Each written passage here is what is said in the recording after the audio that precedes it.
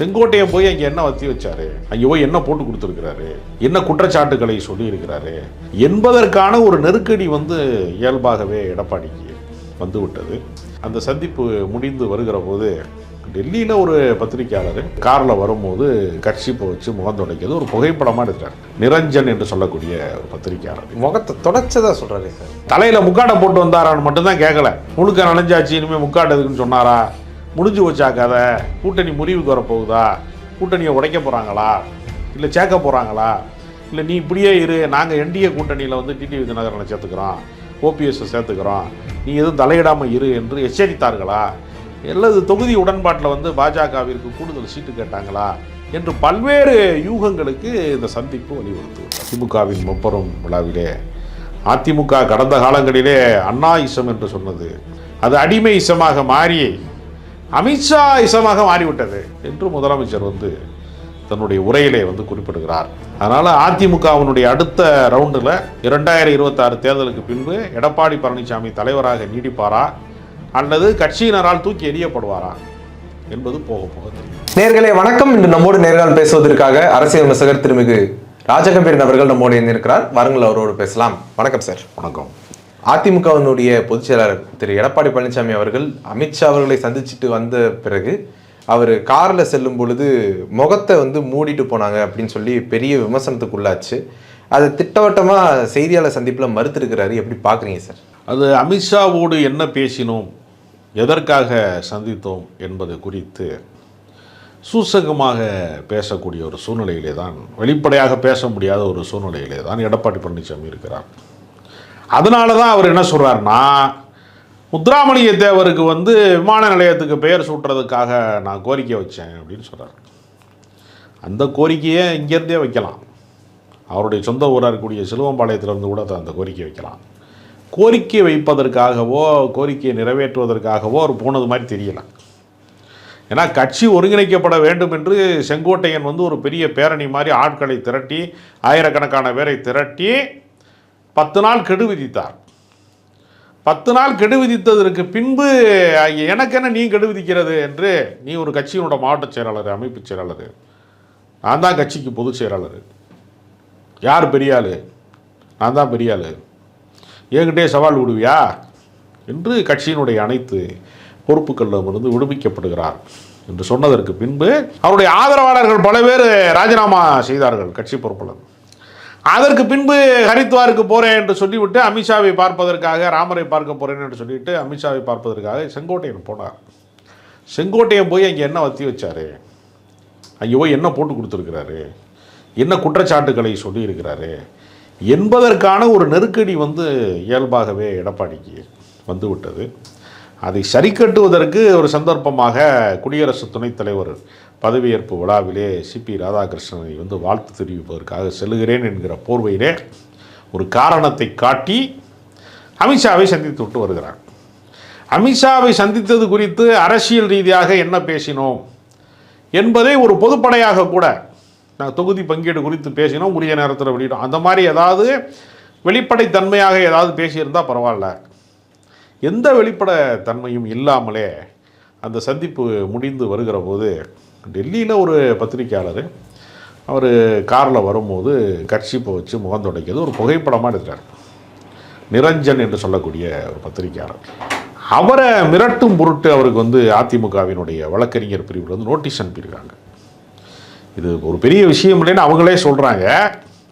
சொல்லிட்டு சம்மந்தப்பட்ட பத்திரிகையாளருக்கு சட்டப்படி நடவடிக்கை எடுப்பாங்கன்னு நோட்டீஸ் அனுப்புகிறாங்க. அப்போ அது பெரிய விஷயம் இல்லைன்னா கடந்து போக வேண்டியனா. அப்போ தன்னை குறித்த விமர்சனங்களை அவரால் தாங்க முடியவில்லை, ஏற்றுக்கொள்ள முடியவில்லை அப்படிங்கிற ஒரு அச்சத்தில் உழல்றாரு. ஏன்னா கரூரினுடைய மாநாட்டிலே, திமுகவின் முப்பெரும் விழாவிலே அதிமுக கடந்த காலங்களிலே அண்ணா இசம் என்று சொன்னது அது அடிமை இசமாக மாறி அமித்ஷா இசமாக மாறிவிட்டது என்று முதலமைச்சர் தன்னுடைய உரையிலே குறிப்பிடுகிறார். அப்போ விமர்சனத்தை எதிர்கொள்வது அப்படிங்கிறது ஒரு கடுமையான விஷயமாக இருக்கிறது. ஏனென்றால் அதிமுகவினுடைய கூட்டணியிலே இருக்கிற புதிய தமிழகத்தினுடைய டாக்டர் கிருஷ்ணசாமி பொது கூட்டணியில் இருக்கிறாரான்னு தெரியல, அவர் சொல்கிறாரு முத்துராமலிங்க தேவர் பேரை சூட்டுவது அப்படிங்கிறது சமூக பிரச்சனைகளுக்கு தான் வழிவகுக்கும். இது ஏற்கனவே சுந்தரலிங்கனார் பேரில் வந்து ஒன்றை உருவாக்க வேண்டும் என்று வருகிற போது பல சட்ட சிக்கல்களை சந்தித்தது ஜெயலலிதா காலத்திலேயே பிரச்சனையாயிடுச்சு. அது மாதிரி நீங்கள் பார்த்தீங்கன்னா போக்குவரத்து கழகங்களுக்கெல்லாம் முன்னாடி வந்து தலைவர்கள் பெயர் இருந்தது. மருதுபாண்டியர் போக்குவரத்து கழகம், பாண்டியன் போக்குவரத்து கழகம், பல்லவர் போக்குவரத்து கழகம் என்றெல்லாம் இருந்தது. மாவட்டங்களுக்கு கூட காயிதே மில்லத் மாவட்டம், பசும்பொன் முத்துராமலிங்க தேவர் மாவட்டம்லாம் இருந்துச்சு. அந்த எல்லா சாதி பேர்களையும் ஜெயலலிதா காலத்திலே நீக்கப்பட்டது. ஏன்னா அது வந்து என்ன பண்ணுறான், பஸ்ஸை கொளுத்தி விட்றான், மருதுபாண்டியர் பஸ்ஸை போய் கொளுத்தி விட்றான். இந்த பக்கம் போய் என்ன பண்ணால் தலைவர்கள் பெயரில் யார் எதிர் முகாமோ அவன் போய் கொளுத்தி விட்டு போயிடுறான். அதனால் சட்ட சிக்கல்களுக்கு தான் அது வழிவகுக்கும். சமூக பிரச்சனைகளுக்குரிய விஷயங்களை தலைவர்கள் பெயரை சூட்டுவது என்பது சமூக நல்லிணக்கத்திற்கு கேடு விளைவிக்கும், பதட்டத்தை விளைவிக்கணும் கிருஷ்ணசாமி சொல்கிறார். அதை தான் அவர் கோரிக்கையாக கொண்டு வச்சேன்னு இவர் சொல்கிறார். அதனால் எடப்பாடி வந்து தன்னுடைய சகாக்களை, தன்னிடமிருந்து விலகி சென்றவர்களை அல்லது விலக்கப்பட்டவர்களை, ஓபிஎஸ்ஐ, சசிகலாவை, டிடிவி தினகரனை எதிர்கொள்ள முடியாமல் தவிக்கிறார். அவர்களெல்லாம் அதிமுகவே இல்லை என்று தங்களுக்கு தாங்களே அவர்கள் சொல்லிக் கொண்டாலும் மக்கள் அதை ஏற்க மாட்டார்கள். அதனால் அதிமுகவினுடைய பிளவு அரசியலில் பாஜக வந்து குறுக்குச்சால் ஓட்டுறாங்க.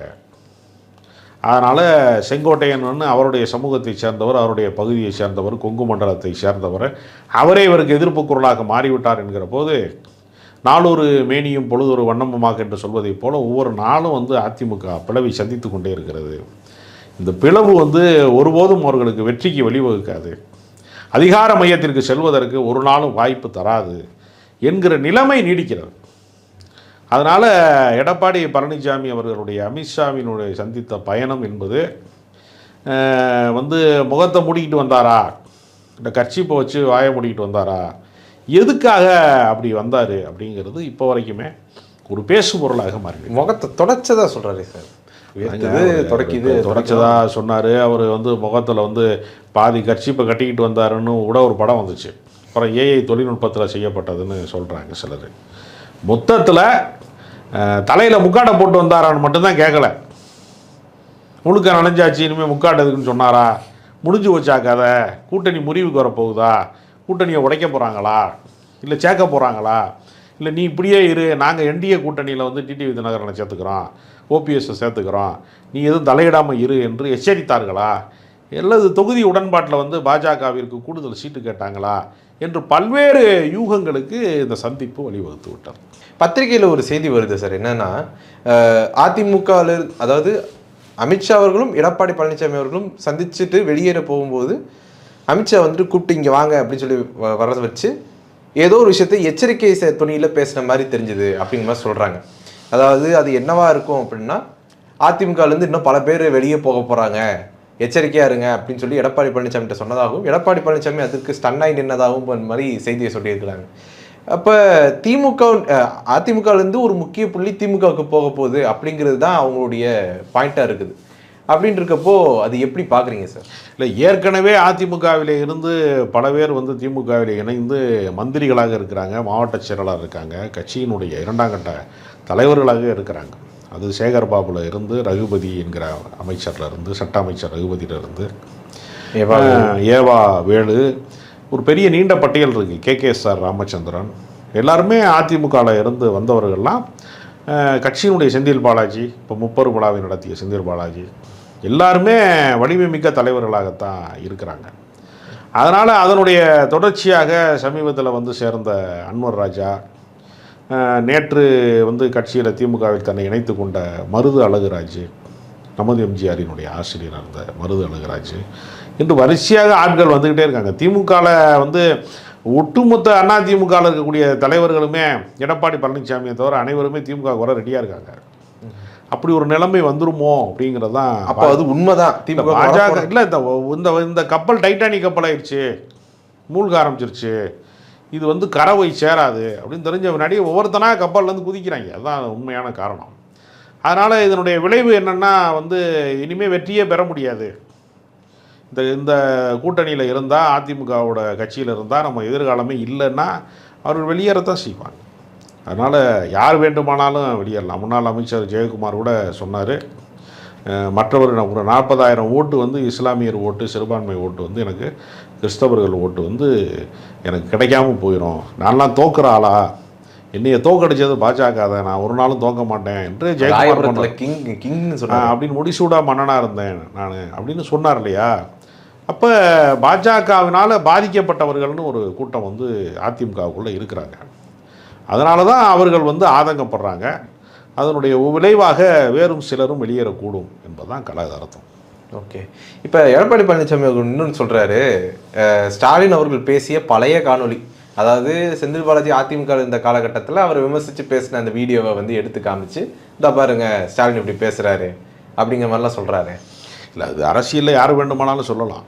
கடந்த காலம் என்பது கடந்த கால தவறுகளை வந்து நிகழ்காலத்தில் சொல்கிறதுனா, எடப்பாடி பழனிசாமி கூட தான் ஜெயலலிதாவால் நீக்கப்பட்டார், சில காலம் செங்கோட்டையன் கூட தான் நீக்கப்பட்டார் என்றெல்லாம் பழைய வரலாறுகள் நிறைய இருக்கிறது. அந்த அடிப்படையிலலாம் வந்து நம்ம அதை பார்க்க முடியாது. செந்தில் பாலாஜி மேலே அவர் குற்றச்சாட்டை சொன்னது உண்மைதான். அந்த குற்றச்சாட்டையெல்லாம் நிவர்த்தி செய்துவிட்டு தான் வந்து சேர்ந்தேன்னு அவர் பதில் சொல்லியிருக்கிறார். அதனால் அது பழைய கதை அது.